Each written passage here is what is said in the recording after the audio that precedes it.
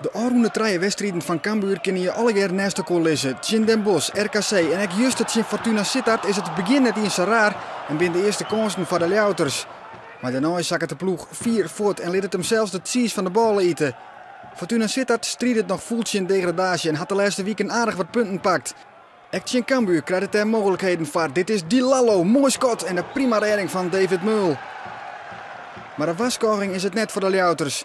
Gijs Luiring speelt het slop in op Van der Heijden en hij levert de bal gewoon in bij Ramon Voren. Die kan wat meters pakken, vindt onder de rechterkant Paddy John en die krijgt van Kevin Diaz de rondom uit te heljen. En zo is het binnen 10 minuten 1-0 voor de beziekers. Ja, dit is voor ons ook een compleet mysterie. Want de warming-up was goed, het gevoel was goed. Volgens mij hebben we ook goed getraind. Dus het is inderdaad wat je zegt verbazingwekkend hoe wij starten. En dat is gewoon inderdaad spelen tegen jezelf.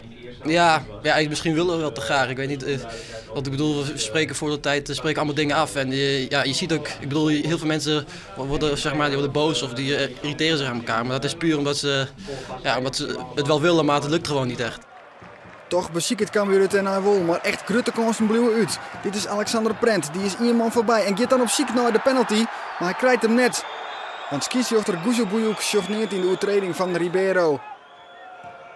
En even later een uittrap van David Meul. De Vries kopt de bal terug en weer is het Alexander Prent, maar die prikt de bal krijgt oer. Zo bloedt het 1-0 voor Fortuna. En de ploeg uit Sittard krijgt ook kansen. Dit is een gevaarlijke vrije trap. Ribeiro, maar werd de prima redding van David Meul. We kregen geen druk erop, puur omdat we niet agressief genoeg waren. Nou, dat heb ik ze in de rust ook eventjes duidelijk laten weten. En wat dingetjes aangegeven op een wat rustige manier. Hoe wij dachten dat ze wel moesten gaan spelen. En, ik denk de tweede helft dat we het prima gedaan hebben. In die verstande dat het nog niet altijd even goed was. Maar dat er in ieder geval een ploeg stond die er alles voor over had om deze wedstrijd nog tot een goed einde te brengen. Want het waren helden wordt er strijd leveren en wordt er vochten. En dat smiet kansen op. Via Turk en de Vries komt de bal bij Beekmans. Die vindt in het strafschopgebied Sander van der Heijden. Die het krijgt geen controle en uiteindelijk het schot van Ozan Turk wat oergeet.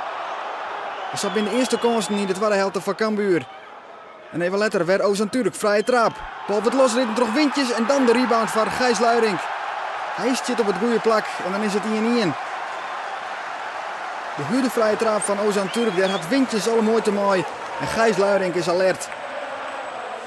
En Cambuur wil meer en krijgt ook meer. Een kwartier voor tijd. De facet van Kevin Diaz, die komt bij Bob Schepers. Die laat de bal clear voor Mark de Vries. En die maakt het de 2-1. Schepers liet het zelf zitten te wollen.